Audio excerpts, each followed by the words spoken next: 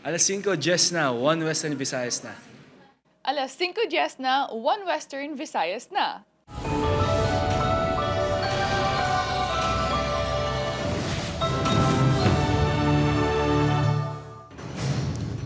Tutukan subong nga Webes. Layi nga nagasuspende sang excise tax sa gatong, ginpirmahan na sang presidente. Samtang operasyon sang wholesale electricity spot market, ginsuspende man. Pila ka units sang PUJ kag taxi sa Bacolod City kag Iloilo City, liwat nga naguntat biyahe. Mga driver nagpatigayon sa grali. 5 ka motorsiklo nagkalatumba sa Halandoni flyover sa Iloilo City. Mga rider nagpahayag nga madanlog ang dalan. Lalaki nakuhaan sang video nga nagapakita sang kinatao sa sulod sang jeep sa Bacolod City. Kag pagpanghanda sa mga aktibidad sang simbahan sa Semana Santa, plastado na, madamo nga polis iga-deploy.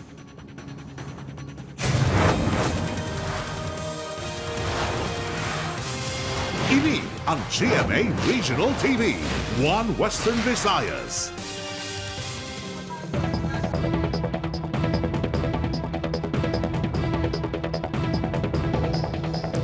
Mayong hapon mga kapuso. Sa nagapanguna nga balita, pagsuspende sang excise tax sa gatong, pirmado na sang presidente. Supply sang LPG sa pungsod, hindi na maglawig sang tubtob. 25 kaadlaw sunod sa DOE. Yaring balita. Alibyo sa mga motorista, ilabi na sa mga PUJ driver. Bagod mahimo mabuhinan sang 5, tubtob 10 ka pesos ang presyo sang gatong. Kung sano ini mabatsagan, ini ang wala pagin detalye. Ini kasunod sang pagpirma ni Presidente Ferdinand Marcos Jr. kahapon sang layi nga nagasuspende kung nagabuhin sang excise tax sa gatong. Kumpara sa amon, hindi gigabalanse sir, gamay gidya katama. 10 pesos. Pero ang gin-increase yung gatong sa gadaan sir, mga 50 plus. Sunod sa economics professor, kinahanglan na gid ang pagsuspende sang excise tax sa tunga sang krisis. Apisar nga may negatibo ining epekto sa pagdulong sang serbisyo sa publiko.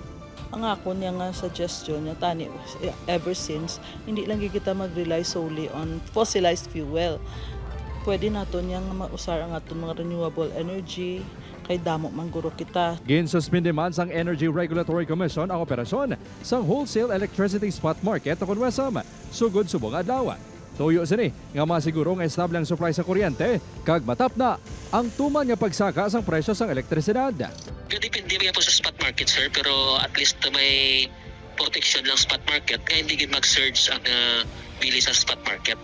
So meaning based na lang sa actual cost sa power generation na nag-bid sa spot market. Samtang, ginpayag naman sang Department of Energy nga tubtob na lang sa 24 kaadlaw ang supply sang liquefied petroleum gas o kon LPG sa pungsod. We have been assured by the next delivery, but if things escalate and prolong, then we have to address that all over again. Apang sunod sa pinaka-retailer kag distributor sang LPG, estable pa man ang supply.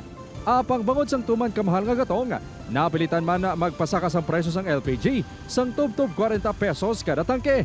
Sila gani nga wholesaler, sila gani ang nag-ano sa amon. So pag-interest nila, amo manasundo namon. Sa karinderya nga ini sa Barangay Dungon Biharo, masobra 200 pesos kuno ang ginsaka sa presyo sang LPG nga ilagin bakal. Gani nagadiskarte na ang manugluto sa pagkinot sa paggamit sang LPG. Ang mga lagaon, yung mga maitlog, mga karne, sa uling na lang. Prepara naman pasunod gidi, para dasig lang. Upod Kiromel Porquia, Kim Salinas, One Western Visayas. Para sa dugang nga mga balita sa Negros kag Panay, makaupod ta si Adrian Prietos. Adrian. Yes, kay mga puso, madamo ganyan salamat. Pila ka taxi kag PUJ unit sa Bacolod kag Iloilo City wala nang biyahe. Subungad daw, yaring balita nga itong gintutukan. Bangod na dugayan sa paghulat sa masakyan. Naglakat na lang estudyante nga si Kyla halin sa Barangay Singkang Airport pakadto sa Dalan Araneta. Diri siya liwat nga nagbantay sang jeep pakadto sa Bago City College. Apang liwat nga naghinulat gani na late na sa kaladtuan. Mga 8, nagulat na ko. Ay, basi bala mali ko sugod sa practice na mga graduation 9:30. Hasol. Kapin 500 ka PUJ kag taxi unit sa Bacolod City ang nag-untat biyahe subong adlaw. Bilang panawagan sa gobyerno nga maghimo sang tikang para mapabaratong presyo sang gato. nagpasakop sa untat biyahe ang driver nga si Johnson. Humalin kuno sa nagmahalang gatong. 500 pesos gid ang buhin siya kita nga pwede patani mapanggasto para sa pamilya. Ang income naman shorted gid sa adlaw-adlaw. Kasakit gid sa amon nga ginpabayaan kami sa gobyerno. Sa amon sitwasyon sa akong duha ka bata. Ang inyo pag-eskwela hindi jud gid pagbayad. Nagrally sa idalom sang Magsaysay flyover ang mga driver nga naguntat biyahe. Hindi amon rally man lang kagkinamatarong namon nga mga driver ang amon lang inaduso. Gaway kami ka-intra sa ilatong natawag nga summit bala. Ngati membro man kami sa mga transport group nga dapat intragin kami natani. O inigo kami lang sa tubig. Amo na nga akong ginakadlokan basic matabo niwat. Isa ini ka temporaryo nga away, isa ini ka temporaryo nga sakripisyo nga para ini sa interes nila. Hugot nga ginamonitor sa kapulisan aktibidad. Bawal mag hamper sa aton nga traffic. So dapat ang aton na mga pasahero, ang mga nagabiyahe nga public utility vehicles and the private vehicles magamit ang aton nga kalsada sang maayo. Samtang, masobra 500 ka unconsolidated PUJs ang naguntat biyahe sa syudad kag probinsya sa Iloilo. Isa sa mga grupo nga nagpakigbahin ang Manibela, Iloilo. Mero uno, hindi lang ang transport ang nagasuffer, kundi pati ang aton pamuluyo kag ang aton mananakay. Sa pihak sini, wala man sa na-record nga na-stranded sa Dalanon kag terminal. Ang jeep nga tradisyonal daw ara man damo man. Pero ambot lang ang ini, wala ko kung tanan sila nagabiyahe kung wala. Obod, Camille Gasilio, Adrian Retos, 1 Western Visayas. 5 ka motorsiklo ang asod-asod nga nagkalatumba sa Halandoni flyover sa Iloilo City kay nasangaga bangod sang madanlog nga dalan. Nagwa sa investigasyon sa Iloilo City Traffic and Transportation Management Office nga una nga natumba ang isa ka motorsiklo kag sang ginrespondihan may 4 pa nga sunod-sunod nga natumba sa ibabaw sang flyover. Nakaagom sa mga bagra sa lawas ang pila ka rider nga natumba. Isa sa mga ginalantaw nga rason amo ang pagpanaliti kay nasangaga apang ginreport na sang TTMO sa DPWH6 ang insidente agud ma-assess kun nga masami may nagakadanlog nga motorista sa lugar. Noted naman sa engineer in charge katuan sa nag-obra or sa contractor sang sinang project. Ambal nila, gintistingan naman nila. Pero ang ato nag-obra lang kita report para nga ma-coordinate dayon sa issues kag concern nga nakita na to on the ground.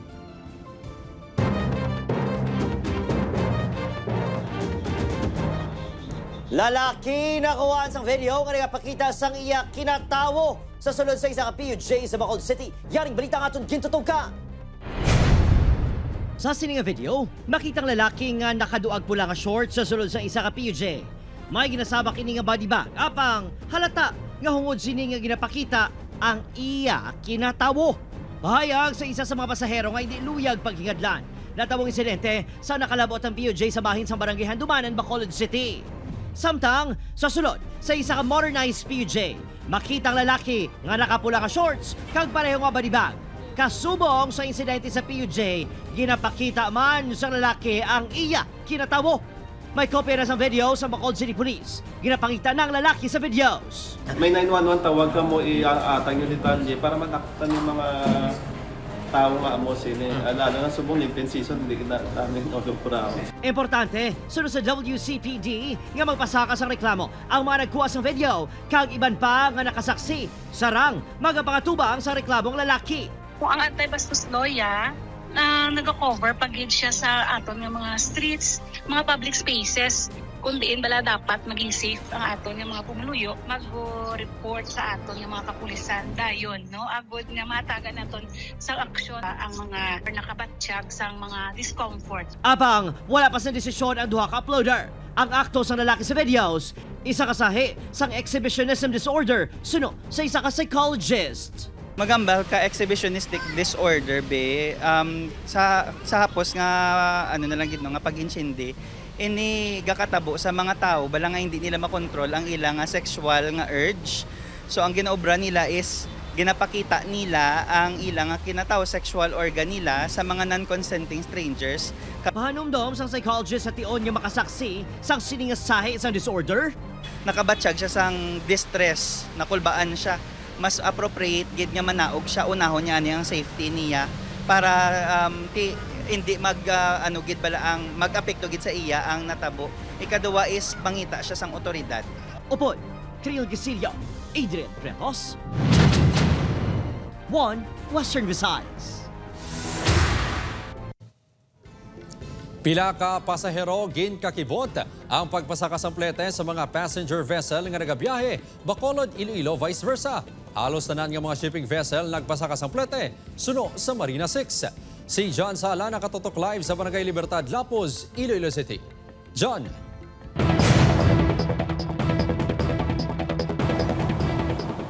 Kim, apisar nga nag-anunsyo si PBBM nga ipaiway anay ang pagpasaka sang plete sa mga pampubliko nga transportasyon. Suno sa Marina 6, legal ang pagpasaka sang plete sa mga shipping company santo sa Republic Act 9295. Naghalin pa sa Candoni Negros Occidental sa Manong Ronald. Masami ini nga nagapakatubalik sa Iloilo para sa iya palangitanan. Bangod breadwinner, masami nga naka-budget ang kwarta. Ganit dako kunong epekto sang pagsaka sang plete sang mga shipping vessel. Kita nga pigado ti ulagin mo mapate nanta sang ilang anong demand nila sa pamasahe. Sa gaobra sir, perte gid ka lain kung magsaka ang pamasahe. Kaya ang aton nga income kulang gawa sa adlaw-adlaw tang glawion. Agud makakinot, ginapili isang iban nga diri sa Roro Port sa Dumangas magbiyahe halin kag pakadto sa Bacolod. Sa baylo nga mag-fast craft sa Iloilo City. Apang bangod sa nagapadayon nga mega oil price hike halin sa 100 pesos nga regular nga pamasahe sang isa ka shipping line, yara na ini sa 140 pesos. Halin sa 50 pesos naman nga plete sa mga bata, nagsaka na ini sa 70 pesos. Kung sang una 75 pesos ang discounted fare sa mga estudyante, 105 pesos na subong. 100 pesos naman ang plete sa mga senior citizen. Ginkatingalahan ini ni Pearl bangod sa iya pagkabalo, nagpagwa sang statement si Presidente Ferdinand Marcos Jr. nga wala sang sakaplete sa mga pampubliko nga transportasyon. Budlay man bisa kay pigado ginabugat sir. Pero sige lang. Amo na. May tamahimo gid. Pati sa freight charges sa mga salakyan, nagsaka man ang mga four-wheeler nga SUV, pick-up, van kag truck halin sa 1,800 pesos, subong naglabot na sa 2,600 pesos ang bayad. Ang mga six-wheeler naman halin sa 2,400, yara na sa 4,000 pesos. Ang cargo truck driver nga si Danny, ginataga na sang budget sang iya kompanya kung magbiyahe. Dako kunong ila makinot sang una nga manubo pa ang pamasahe. Kamaya mo income doon, tuwanan sa allowance. Apang suno sa Maritime Industry Authority 6, ang mga shipping company, kaangay sang airline companies, ang deregulated o kung wala sang kontrol ng gobyerno sa pagpatuman sang pletihay. Bukod silingon, hindi sila lakip sa mga public transportation nga ginlawag sang presidente. Almost all nato nga shipping operators and regional and nationwide nga nagsend na sila kag nagposting na sila sa ilang mga notices nga ma-increase na sila sa ila both sa ila passenger fare rates and cargo freight rates. RA 9295 or the Domestic Development Shipping Act provides nga ang shipping operators naton may right to set their own fare rates. Sa piyak sini, nagpanawagan ng Marina 6 sa mga shipping company na kung mahimo hagan-haganon lang ang pagpasaka sang plete kag mga balayran.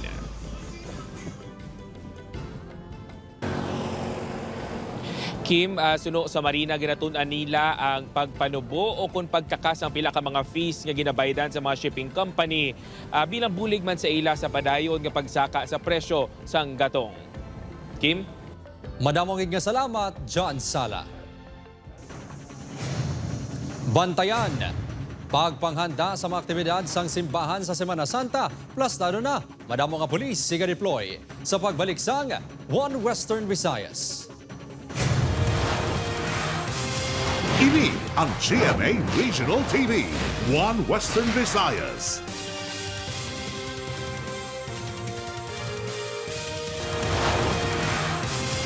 Ini ang GMA Regional TV, One Western Visayas. Mga aktibidad sa Semana Santa nakahanda na sunod sa Archdiocese of Haro. Masobra 1,400 ka pulis magabantay sa seguridad sa Western Visayas sa Semana Santa. Yaring balita. Kada tuig, ginasiguro gid ni Maymay sang Mina Iloilo nga makapakigbahin sa mga aktibidad sa simbahan sa pag-obserbar sang Kwaresma. Nagatambong ini sa misa kag nagaprosesyon sa Via Crucis. May kuluan naman ini sang lokay para sa Domingo de Ramos sa Domingo. Gadala ko na damo kay ginahatag ko sa mga kakadto. Gahatag ako sa mga padbalay namon. Nasako po sila kahanglan ko pagid nga maglapit pagid sa iya.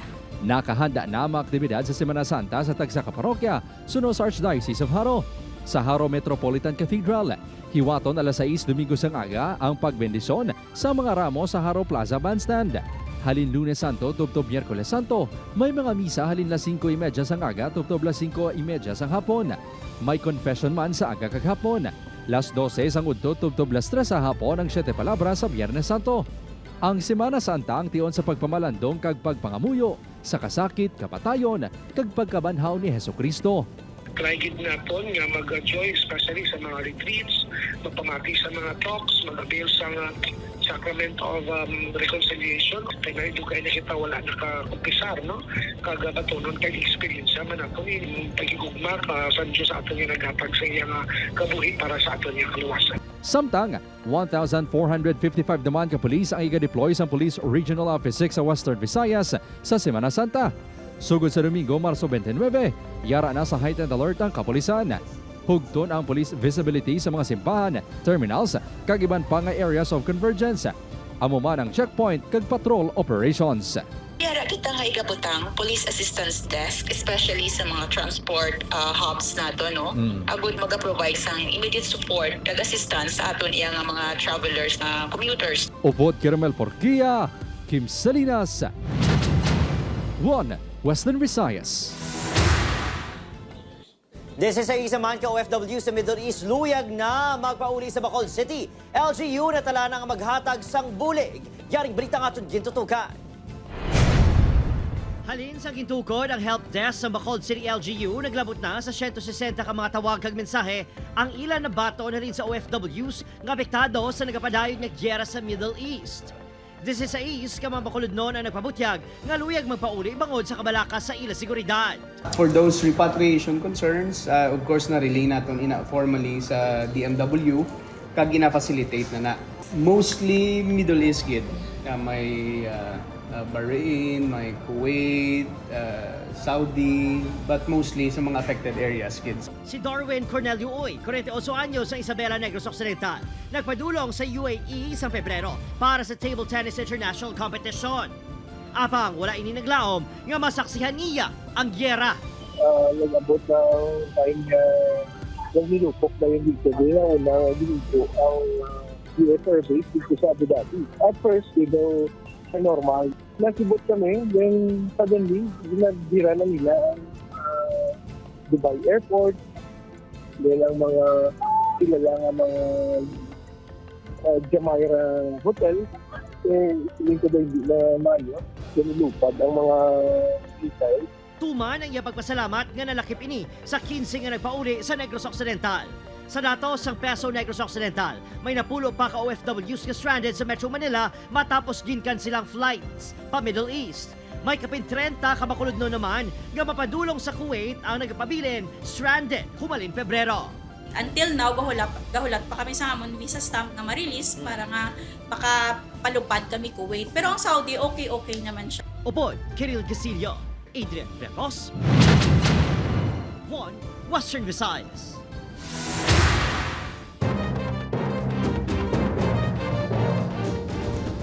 Dueñas PNP may 5 na ka-persons of interest sa pagtiro patay sa negosyante nga babae kag pagkapilas sang 2 pa ka biktima.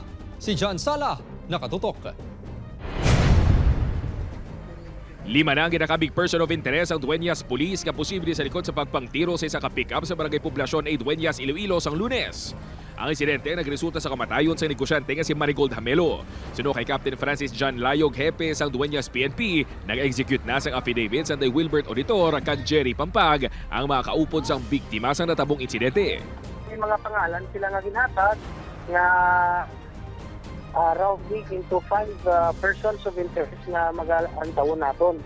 So, ini nga mga 5 subject for background investigation as to what is their possible nga maging motive. Si Wilbert Auditor ang nagamaneho sang pickup samtang mekaniko kag helper naman si Jerry Pampag. Inako man sang duwa sa ila affidavit nga bangod sa ilang ginhimo sang una, posible nga may naakig sa ila nga posible nga sa likod sa pagpagtiro. Posible man nga hindi si Hamelo ang tuyo gid nga patsyon sang gunman. Kung basihan nato ang burst of fire is addressing into Sir Wilbert. Pero we cannot say otherwise kasi ginaubra pa ni Sopo ang bullet trajectory kag composite sketch. Ginahulat pa sa kapulisan ang resulta sang autopsy sang bangkay ni Marigold Hamelo. Upod kay Hansi Sierto, John Sala. 1 Western Visayas.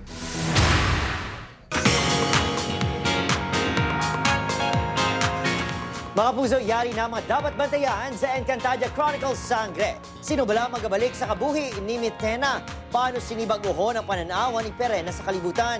Samtang, bawa magasulod naman sa kalibutan sa Encantadia si Elias JTV. Bantayan si Elias sa Encantadia Chronicles Sangre 8:05 p.m. sa atong GMA Prime pagkatapos sa 24 oras. Samtang, sa pag-upisa sang pagpangitan ni Joey sa Yamay, sino bala ang mga bago niya nga kaapin? Paano bala siya makabulig sa plano ni Joey kag Andrew? Bantayan si Lian Valentin bilang Zoe de la Merced sa Lovers Day 8:55 sa Jenny Prime. Ini ang GMA Regional TV, 1 Western Visayas.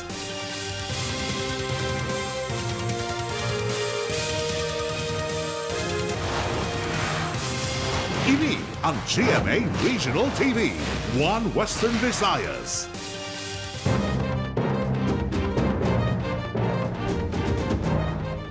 Duha ka lalaki pilason sa gintiro sa Barangay 10, Bacolod City. Yaring balita.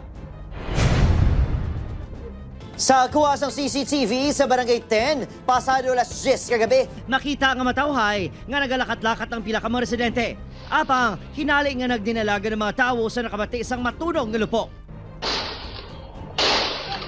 Makita man nga nagdalaga ng ini nga lalaki samtang inalagas sang riding in tandem. Nagtabog ang lalaki kag nagtupa sa nakapark na tricycle. Matapos gintiro sa mga sakay sa motorsiklo. Sunod sa pila ka mga nakasaksi, antes gintirong lalaki, una nga gintirong kaupod nga lalaki sa sulod nga bahin sa eskinita. Ang isa doon dito, pala na yung kapila. Ang isa reading, isa dito. Tapos, ang isa naman yan sa ulo, naman ito ko naging tiro. Katulog ko sa table, ba nito na daw, may payong ko daw. Tapos, mga ito nakibot lang ko yung may lupot ako, bangon lang ko yun. Wala pa natumod ang duha ka mga biktima nga lunsay pangayaw sa lugar. Schedule for operation. Ang isa lang ay na-identify nga may pila sa likod. Ang isa wala yagid nila matanaw pag masure kung diin pagid ang iba nga part sang lawas yung may subong amo na operahan. Apang ginpahayag sang punong barangay nga isa sa mga suspect amo ang iya hinablos nga si Mark Timothy Bravo. Isa sa ito ang inablos ko na involved dito sa kwan kag isa certain Edmar ang upo sa sa motor na kwan sila na duwa nagitaway. Pwedeng party man Japon sa duga ang ginawa yan. Alos na dapat sa wasles na akong sa barangay. Ginapadalma na sa kapulisan ang pahayag sa opisyal. 4 ang ginatutukan niya persons of interest sa pagpanglutha. Upod, Kiril Casillo, Adrian Bretos, 1 Western Visayas. Mga puso, ginbawian naman sa kabuhi ang 58 anyos sa Ciales Roming matapos ginbuno kagilabo sa Barangay Kapitan Ramon, Silay City. Nagwas sa investigasyon sa kapulisan nga nagainom-inom sa sulod sang iyabalay ang biktima sang ginsulod sa suspect nga si alias Ading, 44 anyos, kaginbuno ini sa tiyan. Nagpauling suspect kag nagkuha sang espading nga gingamit sa paglabo sa guyas ang biktima. Dead on arrival sa ospital ang biktima. Nagsungkang suspect nga magapangatubang sang reklamo nga murder. Daan nga hiligot-ano ng isa sa ginasundan nga motibo sa krimen. Pagpatuman sang 3-term grading system sa good school year 2026 to 2027, ginaprobahan na sang presidente. DepEd 6 ginaprepara na ang bago nga sistema sang edukasyon. Yaring balita ang aton gintutukan. Bago lang natapos ang quarter exam, may exam na naman.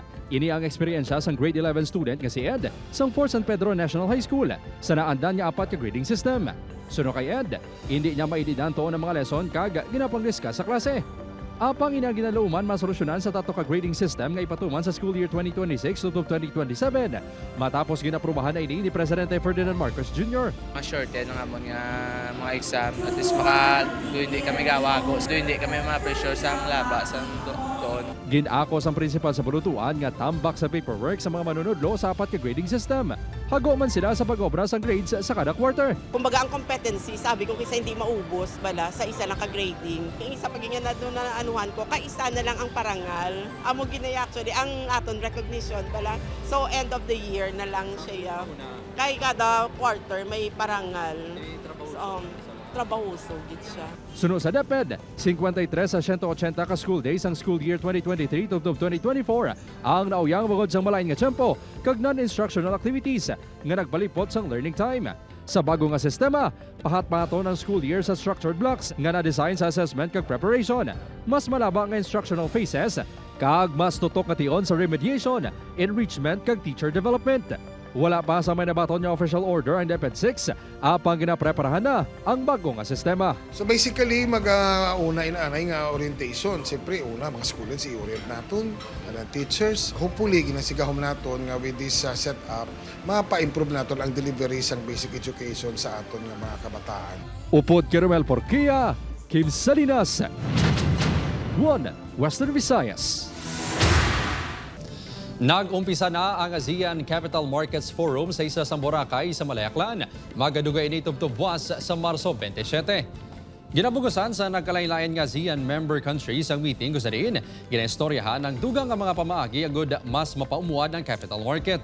Ginapakigbahin man sa kada miyembro ang ilatag sa inisyatibo sa pagpamaayos ang ila capital market kag sarang kuhaan sang ideya sang iban niya pungsod. Ginapangunahan sang Securities and Exchange Commission ang kayuwatan. Masobra 1,700 police personnel ang gindeploy sang Aklan Police Provincial Office para sa seguridad sa isla.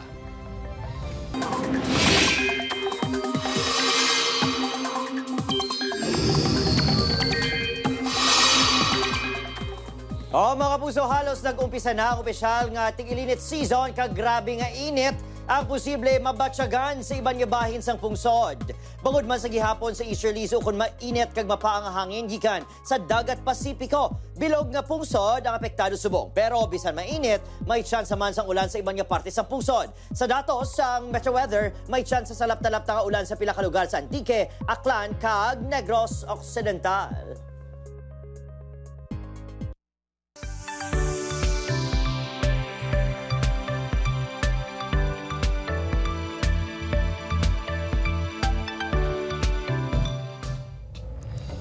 Sa atong mga kapuso, diri sa Western Visayas kag Negros Occidental, subong man sa atong mga kapuso abroad, madamo gid salamat sa pagtutok.